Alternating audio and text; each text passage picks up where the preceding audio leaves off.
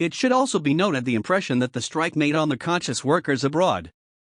As a matter of fact, it was the first fact which quite surely testified in the face of the European workers that the Russian proletariat had come out for a conscious struggle for a better future. The English workers welcomed their St. Petersburg counterparts with a special address. This appeal was signed by the leaders of all socialist organizations and the most important trade unions of England.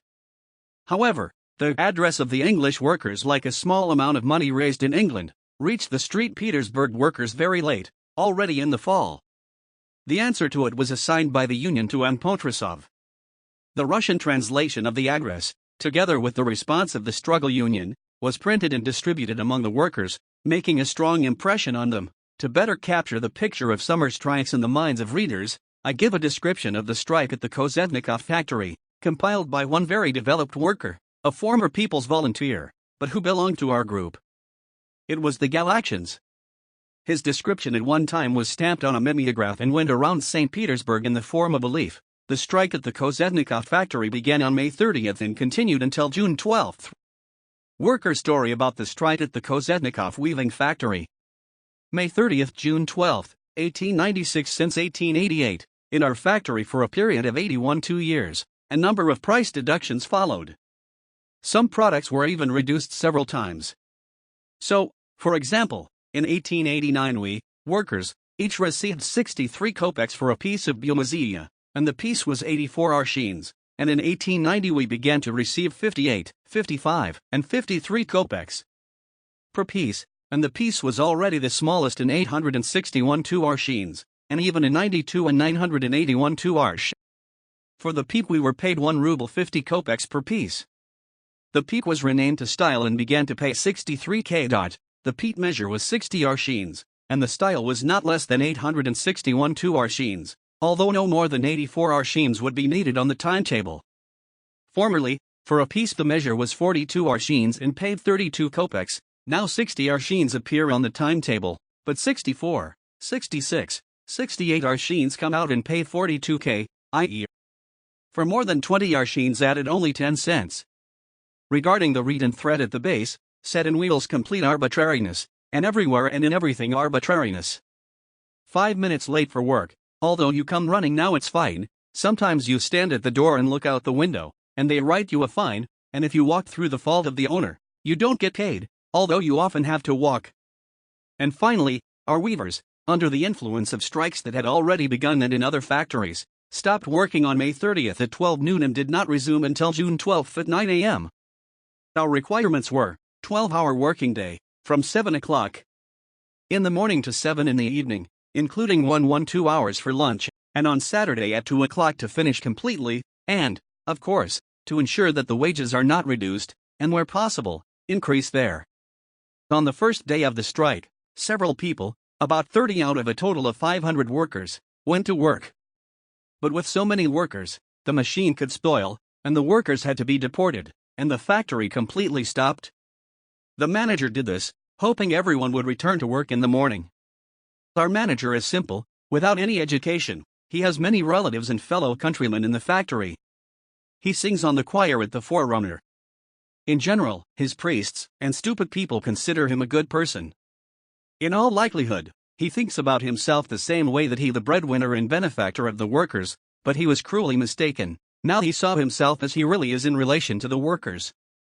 The next day, at 4:30 in the morning, a mass of police officers caught up, fearing that the workers, the instigators of the strike, would stop those who wanted to start working.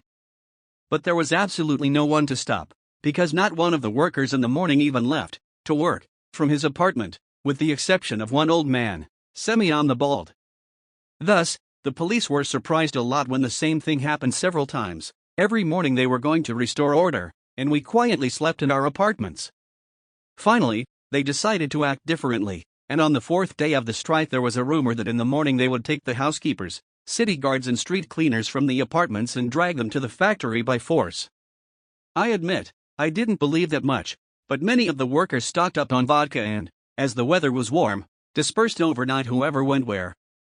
And indeed, in the evening the police began to prepare for something. Many gendarmes drove to the city reinforcements, who drove along the factory streets and drove the workers into apartments.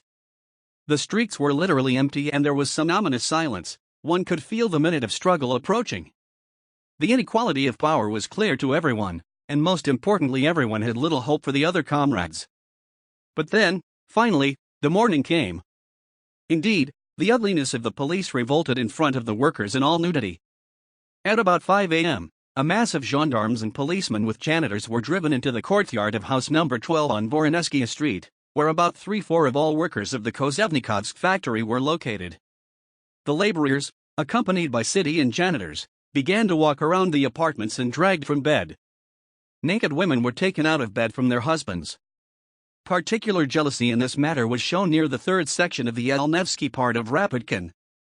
Thus, the police woke up and drove out of the house a large half of its residents. However, most of them went only from apartments and hid, some in the attic, some in the water closet. Despite the fact that they drove to the factory by the arm, a total of 20 people were driven there, and those from 8 o'clock.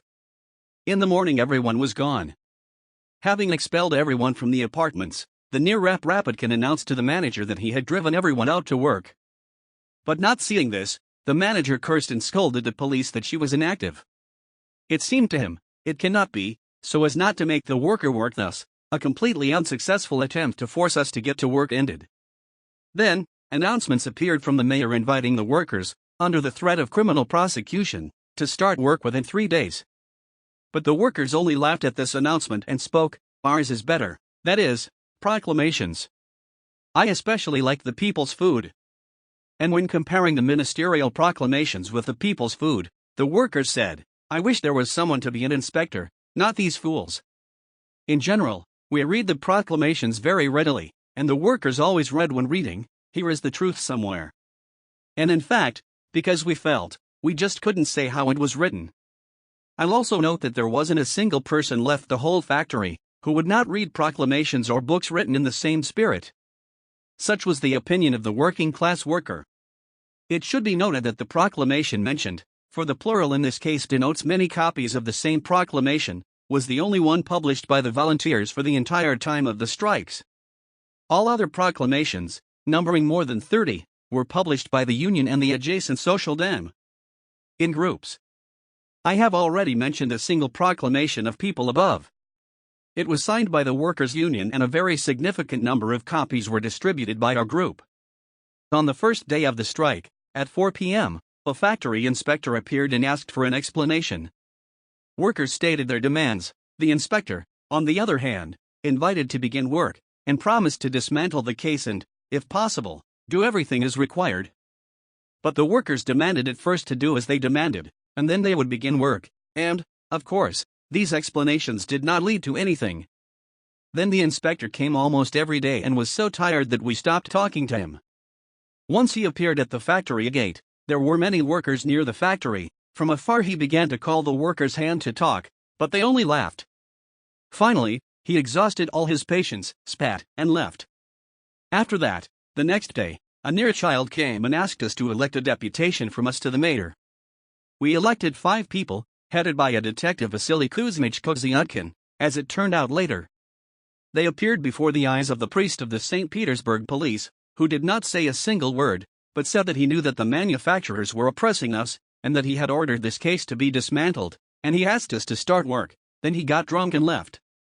But the detective, for his own reasons, decided to turn back the mayor and asked him to listen to the workers, and he himself began to say how the workers were being oppressed and what their demands were.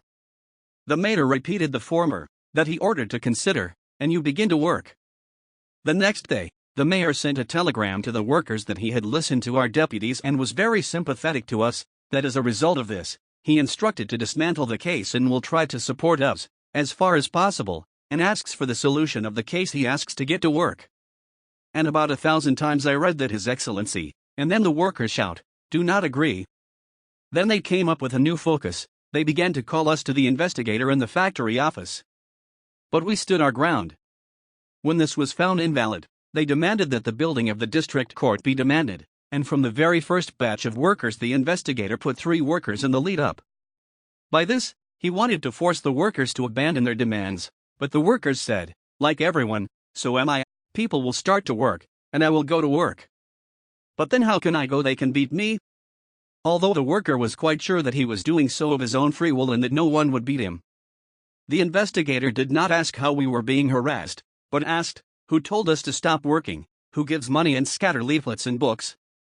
All the workers said that they didn't see the leaflets, and it wouldn't be bad if someone gave at least pie to Raka, and what to persuade there is nobody to us all did not go to work.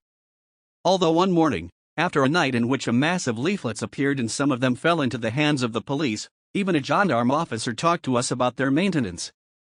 He called them stupid, while the workers praised them. Also, while reading a telegram from the mayor from the back rows, they shouted, "We do not believe what we wrote, we have our own printed ones." When the manufacturer was convinced that no one was able to force the workers to get down to work, neither the police, nor the investigator, and at the beginning of the strike he very much hoped for them and even asked the Cossacks to send him to tear off the workers and make him work with a whip. Because the workers behaved approximately, then changed his tone. Going out into the street, he began to invite the workers to speak with him. The workers sent a janitor on their own, so that Kozetnikov, if he wishes to speak, would send the police and the manager away. He did so, but asked the workers to his yard.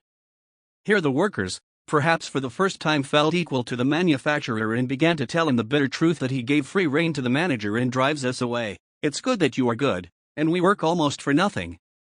When the owner began to make excuses, then the workers, almost cursing, answered that he in the most unscrupulous manner reduced prices and added measures in pieces. Then he said, "Okay, you are just starting to work, I will add prices, but I can't save time now. Now, both yours and mine are sorted out, and if I turn down time, they will put me in jail for this." Finally, the workers, no matter how firmly stood from the beginning of the work, and no matter how much they hoped then for the success of their work, began to lose hope. Yes, besides, for many, economic insecurity also made itself felt in the most sensitive way, and under the influence of this the workers began to work little by little, and already on June 12 the factory was in full swing. But we did not lose heart, and at the first opportunity we will repeat the same thing. Comrades say, if we didn't work for 2 weeks, then they added a little to our goods, so during the year we will take everything our way, besides the profits will be that we rested for 2 weeks. The more well-read of us came together all the time in strikes of 5 or more people, each of us took it in a secluded place we read either workday or new rules, it's what every worker should know, or the Tsar famine in general. I note that now the worker is not the same as he was several years ago, and he will not allow himself to bend for a long time. It's a pity that it's difficult for us to arrange cash registers in case of a strike. If we had bread, we would not have stopped the strike, and the Tsarist government could not have boasted of its reasonable measures.